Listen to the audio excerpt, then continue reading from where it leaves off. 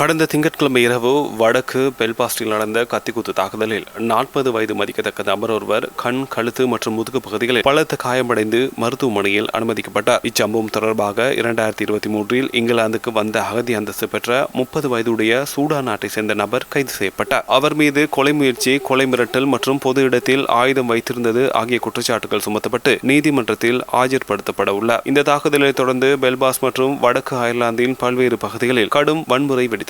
வன்முறை கும்பலால் வீடுகள், கார்கள் மற்றும் ஒரு பஸ் என்பன தீ வைத்து எரிக்கப்பட்டன. இதனால் நகரின் பொது போக்குவரத்து சேவைகள் அனைத்தும் நிறுத்தப்பட்டுள்ளன. செவ்வாய்க்கிழமை இரவு மட்டும் தீயணைப்பு துறையினர் சுமார் 256 அழைப்புகளை கையாண்டு 62 தீ விபத்து சம்பவங்களின் இடங்களுக்கு சென்றுள்ளனர். வன்முறையின் போது சில குடும்பங்கள் தங்கள் வீடுகளில் இருந்து கட்டாயமாக வெளியேற்றப்பட்டுள்ளனர். குறிப்பாக கருப்பின மக்கள் குறிவைக்கப்படுவதாகவும் அவர்களின் வீடுகள் தாக்கப்பட்டு ஜன்னல்கள் உடைக்கப்படுவதாகவும் மத போதவர் ஒருவர் தெரிவித்துள்ளார். மேலும் பொலிக்ளேர் பகுதியில் ஒரு துருக்கிய சிகை அலங்கார நிலையமும் சேதப்படுத்தப்பட்டுள்ளது. வடக்கு அயர்லாந்து மிச்சல் ஓ நீல் இந்த வன்முறையை முற்றிலும் ரவுடித்தனம் என்றும் கோழைத்தனமான செயல் என்றும் எச்சரித்துள்ளார். வடக்கு அயர்லாந்து செயலாளர் இலாரி பென் இத்தகைய அழிவு மற்றும் வன்முறைக்கு எந்த நியாயமும் இல்லை என்று கூறியிருக்கிறார். நிலைமையை கட்டுப்பாட்டுக்குள் கொண்டுவர வடக்கு அயர்லாந்து போலீஸ் பொதுமக்களிடம் அமைதி காக்குமாறு வேண்டுகோள் விடுத்துள்ளது.